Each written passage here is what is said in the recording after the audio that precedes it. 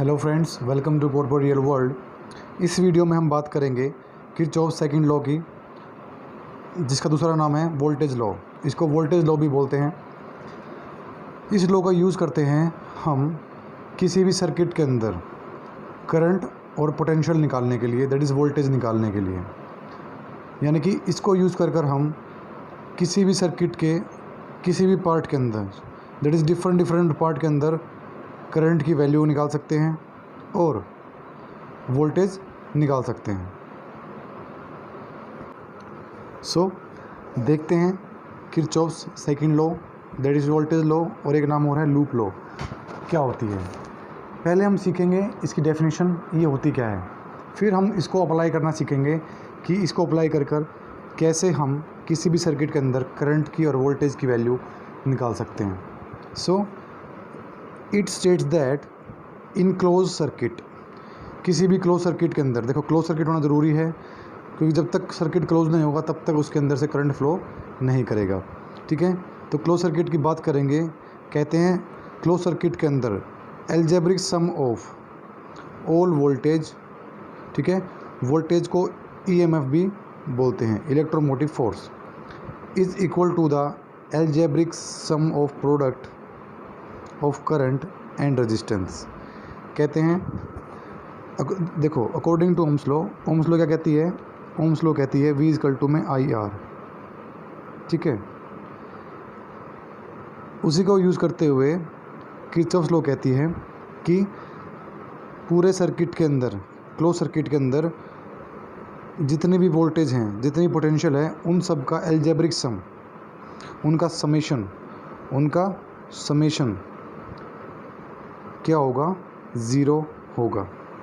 क्या होगा, ज़ीरो होगा। ठीक है, कैसे, देखिए। सबसे पहले एक बात सीखते हैं कि जो हमारी बैटरी है, बैटरी के थ्रू हमेशा पोटेंशियल की वैल्यू बढ़ेगी क्योंकि यहाँ से हमें पोटेंशियल मिलता है। ठीक है, और रेजिस्टेंस के थ्रू हमेशा पोटेंशियल ड्रॉप होगा, दैट इज़ पोटेंशियल घटेगा, डिक्रीज़ होगा। ठीक है, सो क्या सीखा हमने कि बैटरी के थ्रू पोटेंशियल की वैल्यू बढ़ती है और रेजिस्टेंस के थ्रू पोटेंशियल का ड्रॉप होता है, दैट इज़ वो घटता है। ठीक है, और ये हमारी क्या है, कनेक्टिंग वायर है, जो जिस वायर से हमने इनको, इस रेजिस्टेंस को इस बैटरी के साथ कनेक्ट किया हुआ है। सो जो कनेक्टिंग वायर है, देखो इसका भी रेजिस्टेंस होता है लेकिन बहुत ज़्यादा स्मॉल होता है, वेरी स्मॉल होता है। इसलिए क्या करते हैं, जो रेजिस्टेंस होता है कनेक्टिंग वायर का, इसको हम नेगलेक्ट कर देते हैं। ठीक है, तो देखो हमने क्या सीखा था, अकॉर्डिंग टू डेफिनेशन, जो पोटेंशियल डिफरेंस होता है, जो पोटेंशियल होता है किसी क्लोज सर्किट के अंदर, वो किसके बराबर होता है, summation of product of current and resistance. ठीक है,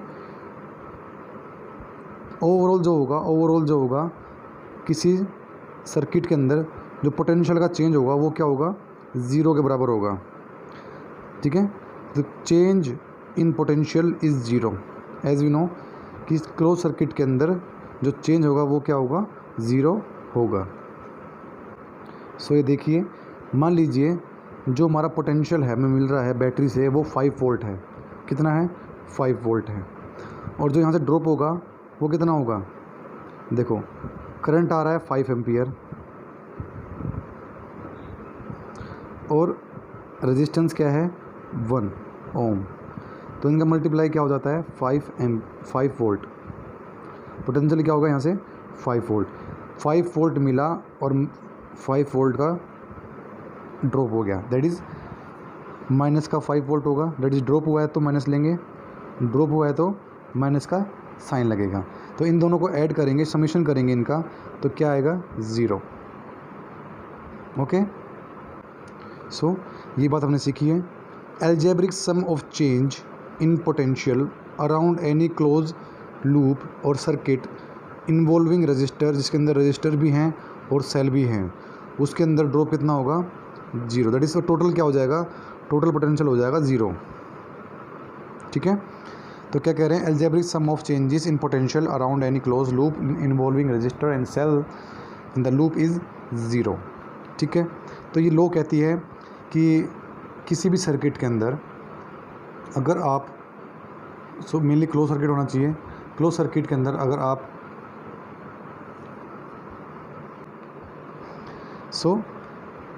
क्या कहा था कि किसी भी सर्किट के अंदर, क्लोज सर्किट के अंदर जो चेंज होगा पोटेंशियल के अंदर वो ज़ीरो होगा।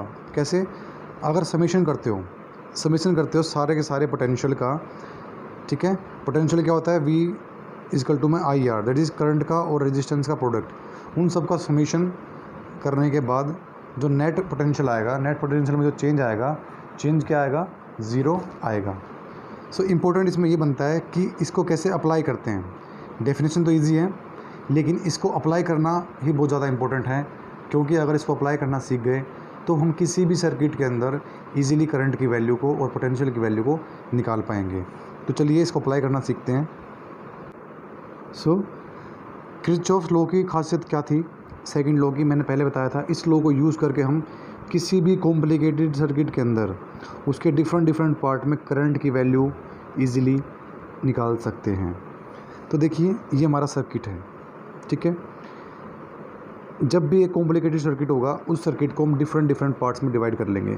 तो देखो अगर इसको अलग कर दें यहाँ से तो ये एक सर्किट बनेगा, और इसको अलग कर दें यहाँ से तो ये एक सर्किट बनेगा। देखो जो ये वाला पार्ट है, ये वाला पार्ट दोनों केस में कंसीडर होगा, ये वाला पार्ट दोनों केस में कंसीडर होगा।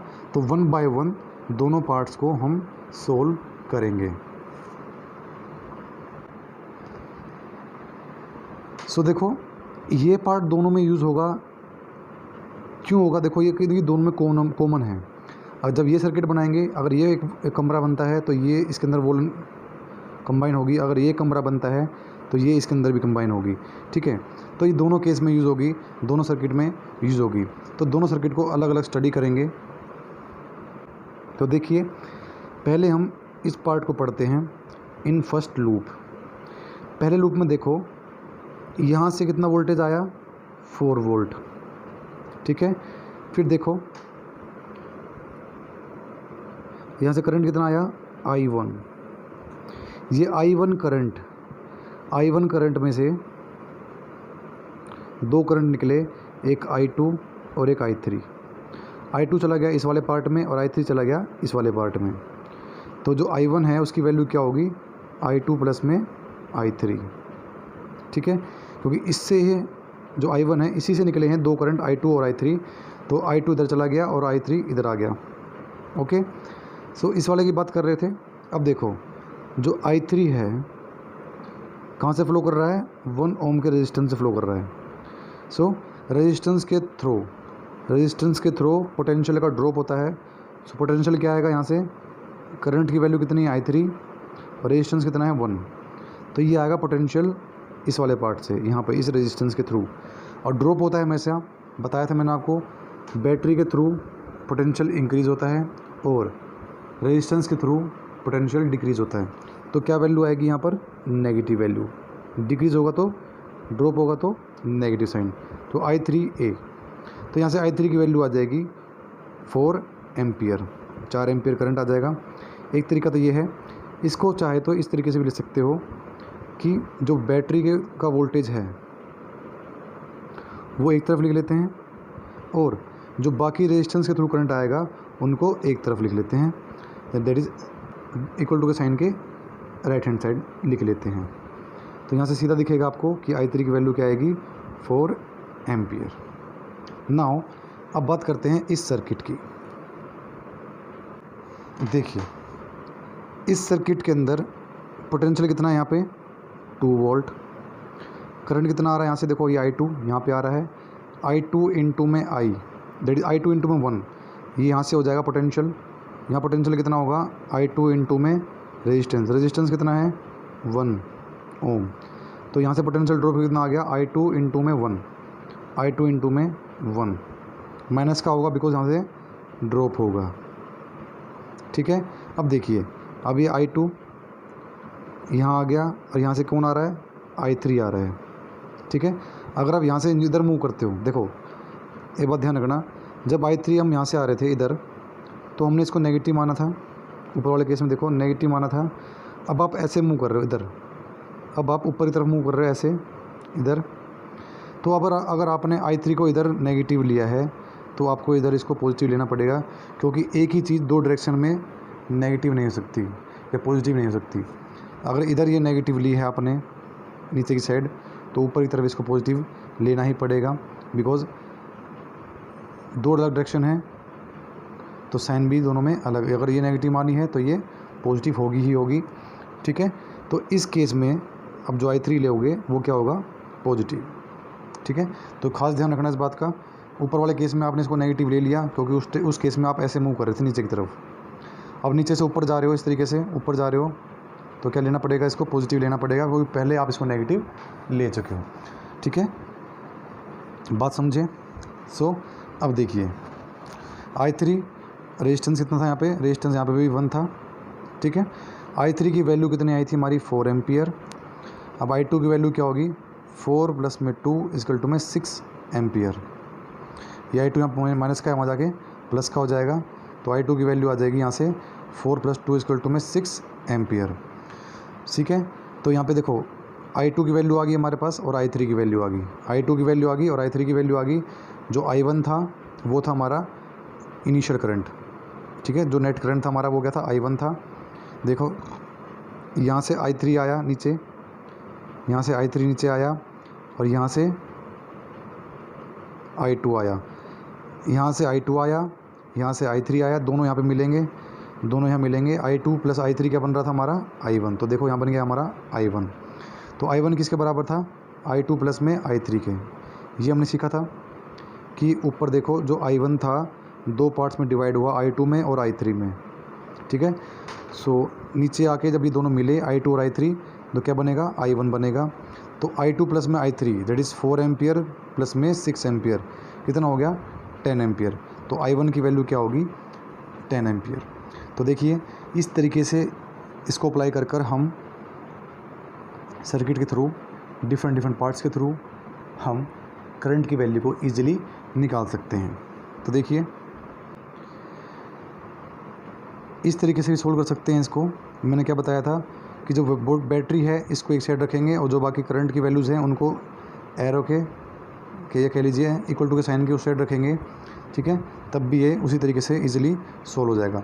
बुक्स में आपको इस तरीके से मिलेगा, ठीक है। लेकिन कोई इशू नहीं है, दोनों तरीके सेम हैं, ठीक है। चाहे इसको फॉलो करो चाहे इसको फॉलो करो, दोनों सेम हैं, ठीक है। So all signs are positive here, it means direction we consider is right. देखो भाई यहाँ पे एम्पियर I3 की वैल्यू पॉजिटिव आई, I6 की वैल्यू भी पॉजिटिव आई और I1 की वैल्यू भी पॉजिटिव आई। यहाँ से क्या प्रूव होता है, देखो अगर हमारी इनकी वैल्यू नेगेटिव आती, अगर I3 की वैल्यू मान लो हमारी नेगेटिव आती, इसका मतलब हमने जो नीचे वाली डायरेक्शन कंसीडर की थी वो I3 की, देखो ये डायरेक्शन ये गलत हो जाती, ठीक है। तो ऑटोमेटिक हम इसे ठीक कर लेते। फिर हमारा करंट नेगेटिव में आता तो हम बोलते जो हमने डायरेक्शन नीचे की तरफ कंसीडर की है वो नीचे नहीं ऊपर होगी, ठीक है। और पॉजिटिव आया इसका मतलब ये है जो हमने डायरेक्शन कंसीडर की है वो डायरेक्शन बिल्कुल ठीक है, ठीक है। सो इस तरीके से हम किरचॉफ्स लॉ को, जो हमारी वोल्टेज लॉ है, इसको हम किसी भी लूप के अंदर किसी भी सर्किट के अंदर इजीली अप्लाई कर सकते हैं और क्वेश्चंस को सोल्व कर सकते हैं। तो ये पहला क्वेश्चन था हमारा, ठीक है। एक क्वेश्चन और कर लेते हैं। सो देखिए एक क्वेश्चन और ट्राई करते हैं और इसको अच्छी तरीके से सीखते हैं कि किस तरीके से हम इसको अप्लाई कर सकते हैं। तो देखो ये आपको एक क्वेश्चन गिवन है, ठीक है। इस क्वेश्चन के अंदर सारी करंट की वैल्यूज़ डायरेक्शन आपको ऑलरेडी प्रोवाइडेड हैं क्वेश्चन के अंदर ही। दो पार्ट हैं सर्किट के, हमेशा इनको अलग अलग करके सोल्व करेंगे, दैट इज़ इस पार्ट को अलग सोल्व करेंगे और इस पार्ट को अलग सोल्व करेंगे, ठीक है। दिया हुआ है कि यहाँ से एक करंट निकल रहा है I, वो I करंट यहाँ पर जाकर डिवाइड हो रहा है I1 में और I2 में, ठीक है। ये I2 करंट इधर गया ऐसे, ओके, और यहाँ पे I1 करंट गया यहाँ पे। तो इस पॉइंट पर आकर I1 और I2 दोबारा कंबाइन हो जाएंगे, तो यहाँ पे ये करंट आएगा, दोबारा I आ जाएगा, क्योंकि I किस में डिवाइड हुआ था, I डिवाइड हुआ था आपका I1, जो डिवाइड हुआ था वो क्या हुआ था, I1 में और I2 में डिवाइड हुआ था। तो I1 प्लस में I2 क्या देगा आपको, I देगा। तो जहाँ पे यहाँ पे आके दोनों I1 और I2 दोबारा मिल जाएंगे, तो क्या करंट मिलेगा, I1 मिलेगा। कह रहा है कि जो 20 ओम का रजिस्टर है ना आपका, उसके अंदर आपने मिली एमीटर लगा दिया। एमीटर क्या होता है, एमीटर एक डिवाइस होती है जो प्रेजेंस ऑफ करंट को चेक करती है कि कितना अमाउंट है करंट का, करंट की वैल्यू बताती है, अमाउंट बताती है करंट का कि कितना अमाउंट ऑफ करंट उसमें प्रेजेंट है। सो बोल रहा है कि 2 ओम रेजिस्टेंस है ना जहाँ पर, वहाँ पे आपने मिली एमीटर लगा दिया, तो कैलकुलेट करना है आपको रीडिंग मिली एमीटर की। तो इनडायरेक्टली आपसे पूछ रहा है कि इस पार्ट के अंदर करंट बताना है आपको। तो इस पार्ट में करंट क्या है, I1, तो आपसे I1 की वैल्यू पूछ रहा है वो। ठीक है, क्वेश्चन में क्या बोल रहा है कि जो हमारा PQ है इसके बीच में एक रेजिस्टेंस है 20 ओम का, यहाँ पे आपने एक एमीटर लगाया, एमीटर की रीडिंग बतानी है, दैट इज़ करंट बताना है, दैट इज़ आपको I1 की वैल्यू बतानी है। ओके, सो देखिए, तो अप्लाई करते हैं किरचॉफ्स लॉ को पहले इस सर्किट में, पहले वाले में। सर्किट का नाम क्या है, PRQP, PRQP, दैट इज़ ये दैट इज़ ये क्लोज सर्किट की बात कर रहे हैं हम। ठीक है, तो इसको मैंने यहाँ बना लिया, PRQP। तो यहाँ से करंट कितना था हमारा, I1। ठीक है, पोटेंशियल कितना था, 4 वोल्ट। तो 4 वोल्ट को एक साइड रख लिया, यहाँ से करंट गया I1। ठीक है, ऐसे ऐसे मूव कर रहे हैं इस तरीके से, ये डायरेक्शन ले रहे हैं। तो यहाँ से कितना करंट गया, I1 इंटू में 20। ठीक है, तो वोल्टेज कितनी हो जाएगी यहाँ पर, 20 इंटू में I1। ये तो होता है वो पोटेंशियल ड्रॉप। पोटेंशियल की वैल्यू क्या होती है, IR। I कितना है, I1, R कितना है, 20, तो 20I हो गया। ठीक है, एरो के साइड लिखेंगे तो पॉजिटिव लिखेंगे, अगर एरो के साइड लाएंगे तो नेगेटिव हो जाएगी। देखो मैंने क्या बताया था, दोनों तरीके से सोल्व कर सकते हो। इसको ऐसे भी लिख सकते हो, 4 माइनस में I1 20। ठीक है, फिर देखो इधर आ रहे हो नीचे, तो यहाँ पे क्या आएगा, माइनस का 60I, ठीक है, इक्वल टू 0। इसको ऐसे ले सकते हो, बताया था मैंने आपको। तो अब इन दोनों को उधर ले जाओगे तो ये सेम ऐसे बन जाएगी। ठीक है, तो सीधा ही पहले ही आप 4 वोल्ट को एक साइड रख लीजिए, और जो हमारे रेजिस्टेंस के थ्रू पोटेंशियल ड्रॉप हो रहा है उनको इक्वल टू के साइन के उस साइड रख लीजिए। ठीक है, तो इस तरीके से लिख सकते हैं जो मैंने पहले बताया, दोनों तरीके से समझाया था मैंने, इस तरीके से भी, इस तरीके से भी, जैसा पसंद आए वैसे लिख लीजिए।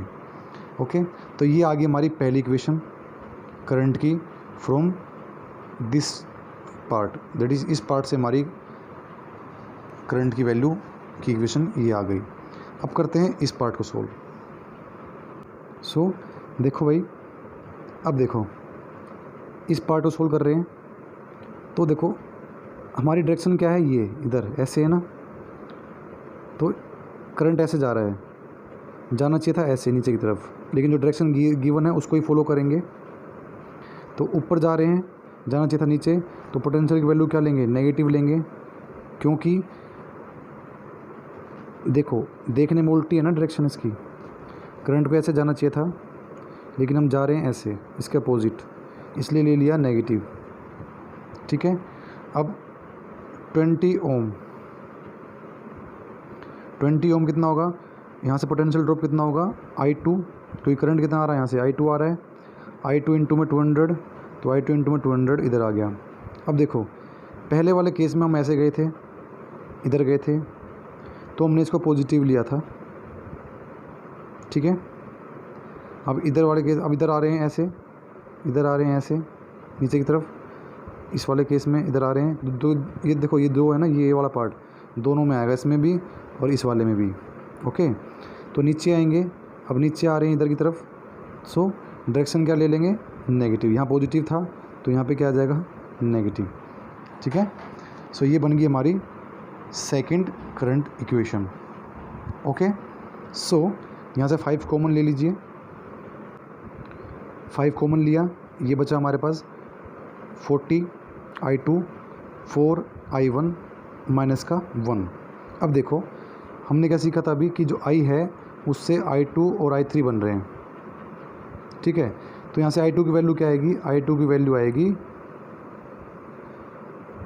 I माइनस में I3, सॉरी जो हमारा I है उससे क्या बन रहा था, हमारा I1 और I2 बन रहा था। हमें I2 की वैल्यू निकालनी है। I2 की वैल्यू क्या होगी, I माइनस में I1, तो I2 की जगह रख देंगे I माइनस में I1। इसको अंदर मल्टीप्लाई करेंगे 40I1 माइनस का 4I1, तो माइनस माइनस प्लस हो जाएगा, minus 44I1 40I equal to -1। तो एक इक्वेशन ये आ गई हमारी, एक इक्वेशन ये आ गई, ठीक है। इसमें I1 भी है, इसमें भी I1 है, इसमें भी I है, इसमें भी I है। सो ये हमारी लीनियर इक्वेशन आ गई, ठीक है। इसको सोल्व करेंगे, ठीक है। सब्स्टिट्यूशन मेथड लगा लो या जिस मेथड से आप सोल्व कर सकते हो उससे सोल्व कर दो। इसको सोल्व करके हमें I1 की और I की वैल्यू यहाँ से मिल जाएगी। ये देखिए जो हमारी पहली इक्वेशन है इसको हमने 2 से मल्टीप्लाई कर दिया, तो 40I 120I और 8, इसको मल्टीप्लाई कर दिया 3 से 120I, ठीक है, और 132I1 माइनस का 3। अब देखो ये और ये इक्वल आ गई, तो अब सेकंड में से फर्स्ट को माइनस करेंगे तो ये पूरा कट जाएगा और हमारी I1 की वैल्यू आ जाएगी। सो इसमें से इसको माइनस करेंगे, हमारी यहाँ से I1 की वैल्यू आएगी सोल्व करने पर 11/172। इसको अब डिवाइड करोगे तो क्या मिलेगा, 0.064 एम्पियर। ये हमारा करंट आ गया 20 ओम रजिस्टर के थ्रू। दैट इज़ मिलीमीटर जो था उसकी रीडिंग कितनी आई, 0.064 एम्पियर, ठीक है। सो ये था, इस तरीके से आप अप्लाई करोगे किरचॉफ्स लॉ को इन सर्किट। सो एक क्वेश्चन आपके लिए, वीडियो को पॉज कीजिए, इस क्वेश्चन को सोल्व कीजिए। सोल्व करने के बाद अपने आंसर को कमेंट बॉक्स में कमेंट कीजिए। सो बहुत इजी क्वेश्चन है, बिल्कुल सेम ऊपर वाले कंसेप्ट पर अप्लाई करना सीख चुके हैं। अप्लाई कीजिए और अपने आंसर को कमेंट बॉक्स में कमेंट कीजिए, ठीक है। तो मिलते हैं नेक्स्ट वीडियो में। नेक्स्ट वीडियो में हम बात करेंगे पोटेंशियोमीटर की, ओके।